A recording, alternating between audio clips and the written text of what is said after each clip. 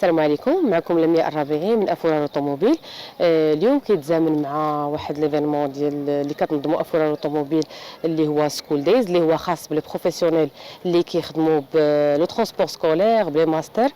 هذا اليوم كيعرف واحد الحضور ديال جميع ارباب المدارس الحره في مدينه بني ملال، وارتئينا ايضا اننا نتواصلوا حتى مع الجماعه الترابيه التابعه لاقليم بني ملال وكذلك المجلس الاقليمي اللي شرفونا بالحضور اعضاء ورئيسا بالنسبه للمجلس الاقليمي، وبالنسبه حتى للجماعات الترابيه من بينهم جماعه ناور،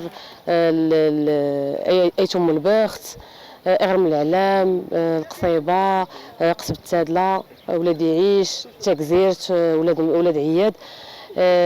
هذا النهار هذا كيعرف واحد النجاح ايضا باهر اللي سواء على مستوى الحضور وسواء على مستوى التنظيم.